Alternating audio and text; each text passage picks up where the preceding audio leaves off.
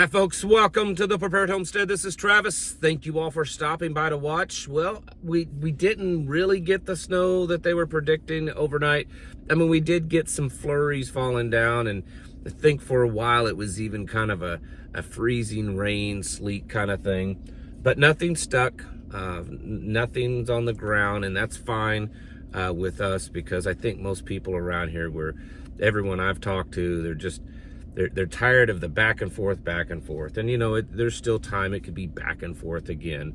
But everyone's kind of ready to move on with the weather around here, because it's been just so up and down and erratic.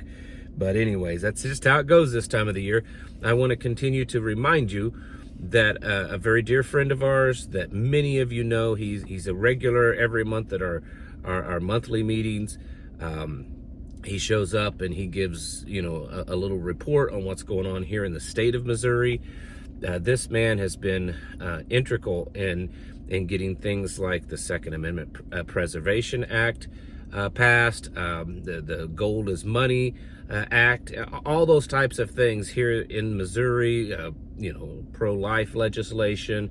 And he does it all on his own. He doesn't do it for money or anything like that. Patrick Holland, his wife has become very ill, and we're doing a fundraiser to help them out with some expenses they've incurred because of that, medical, travel, that kind of stuff. So there's a link down in the comment section. If you are able to and you feel led to kind of help them out, we would sure appreciate it. And if you're unable to do that, at least please remember them in prayer, because they definitely need it.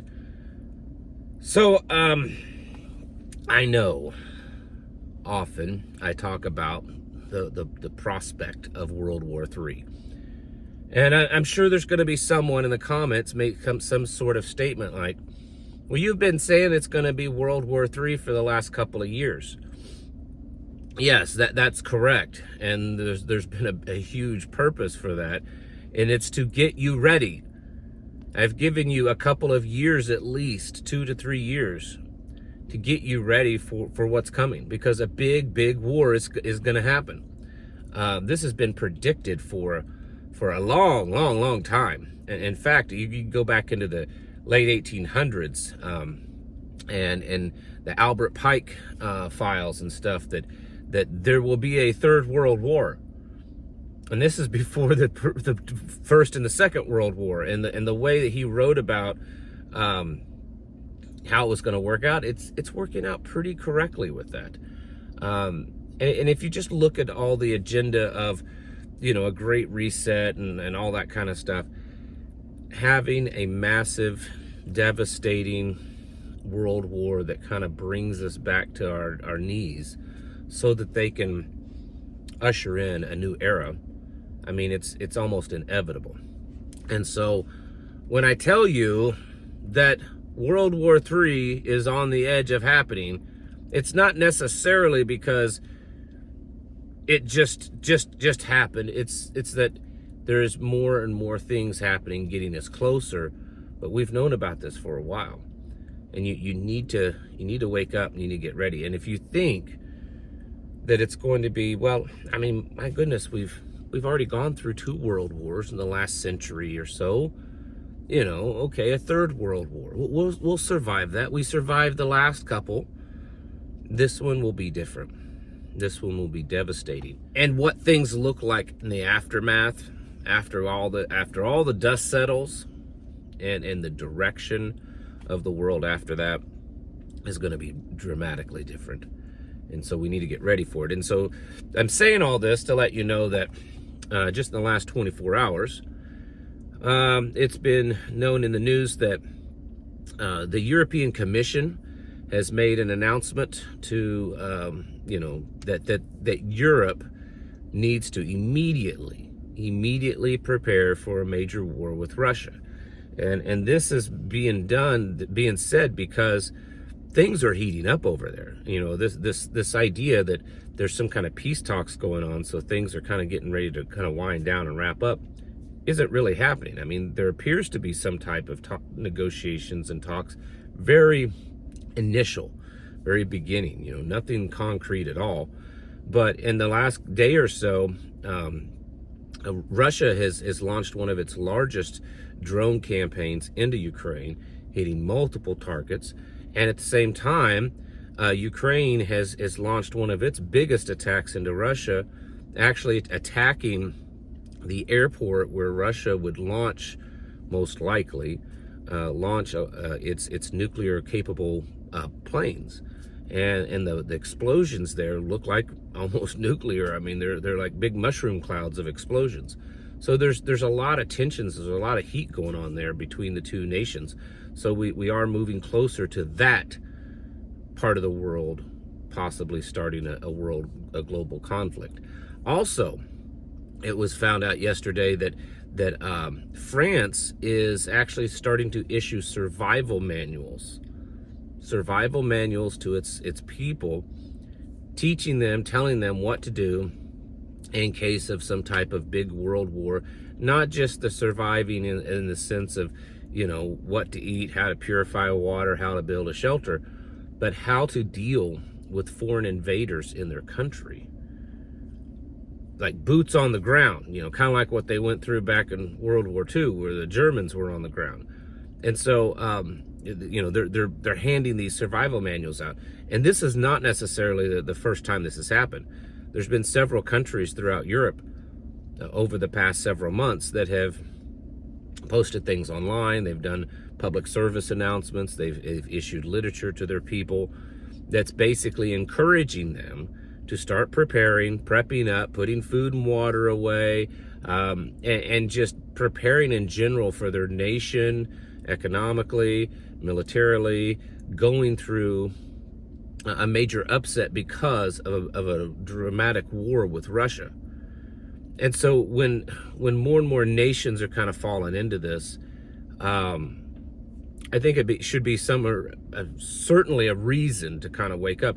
What's been interesting, it takes a little bit to find this, because American media, whether it's mainstream media or, the social media, it's very Americanized. I mean, it's always been that way, but it's very Americanized. So you have to kind of dig a little bit to see what the media is saying over in Europe, or how people feel and act over in Europe. And one thing seems to be consistent is that Europeans see what's going on between, Ukraine and Russia very, very differently than the United States. The United States, we don't really think about it, whether you support it or not. It's not like a big thought in your mind. Mostly people's thoughts about the war is the fact that we're sending billions and billions of dollars over there. But in Europe, there's a lot of folks in Europe that are very concerned with this because they're so physically close. They know that their actual nation could be involved in this. And there's this fear of invasion by the Russians. There's this fear of nuclear war, regardless of which side you're on or where you find yourself. And so the possibility of things happening there are much greater. And the people that live over there seem to be a little bit more aware of that. And like I said, but yet here in America, it's like, it's just another whatever. When you look at what's going on in Europe, when you look at what's going on in the Middle East, and that's still very heated. In fact, just last night, there were more bombings inside of Yemen by the United States. The government, the news media over there, not American media, but news media over there in that area of Yemen is reporting that the Houthis launched missiles at a commercial airport in Israel, and then was also launching missiles again at an American ship. Now, not real clear if any of those made contact, where they shot out of the air before they made contact. That's probably the likely scenario, but Yemen claims that they have something like 200,000 missiles that they could launch. Which is quite significant. It's way more than what was believed to exist with Hamas in Gaza. So that's heating up constantly. The whole Iran thing. The president, Donald Trump, has issued an ultimatum to Iran that they have to come to the table and begin negotiations within 2 months or less, or else. So there's that.